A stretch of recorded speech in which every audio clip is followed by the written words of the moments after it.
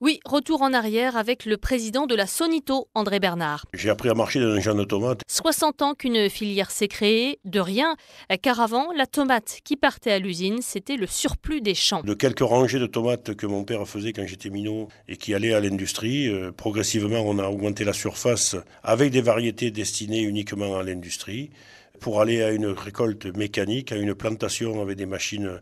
Moi j'ai vu mon père planter la tomate avec une cheville et ma mère arroser avec l'arrosoir. Et aujourd'hui mes fils plantent avec une machine complètement automatisée. Aujourd'hui, les tomates qui partent en conserve ne ressemblent pas du tout à celles d'il y a 60 ans, après un demi-siècle de sélection, précise le responsable technique de la Sonito, Robert Giovinazzo. Ils avaient besoin d'avoir à l'usine une variété qui puisse apporter du sucre plus que de l'eau, puisqu'on va la transformer, on va essayer d'évaporer cette eau-là.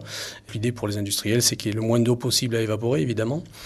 Et donc pour les producteurs, il fallait avoir des variétés adaptées pour cela. Au sein de la Sonito, on a travaillé, on avait même un sélectionneur au niveau de la Sonito pendant quelques années, M. Damido, qui a pu créer des variétés justement qui sont utilisées à l'heure actuelle. C'est Caladou et Terradou par exemple, qui sont variétés issues du travail de la sélection au niveau de la Sonito, qui nous ont apporté justement cette productivité pour que l'agriculteur ait quand même un certain rendement au champ.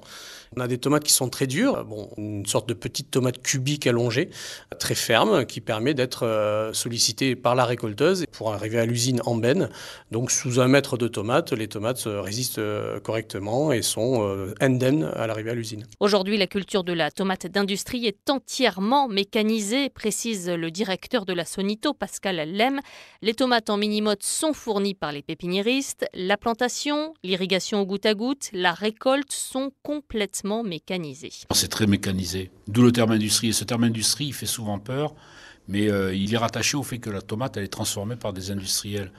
Mais je ne pense pas que sur la plante même, il y ait véritablement de changement entre les pratiques de nos grands-parents et les pratiques des agriculteurs actuels. Il est certain qu'on n'est plus à 4 pattes dans les champs et que plus personne ne veut être à 4 pattes dans les champs et que donc la mécanisation a énormément facilité le travail des agriculteurs. Mais l'attention qui est portée à la culture de tomates, je pense qu'elle est aussi importante que celle que nos grands-parents portaient. Aujourd'hui, les nouveaux défis, c'est tripler la production française de bio et construire de nouvelles usines de transformation pour plus de sauces tomates françaises.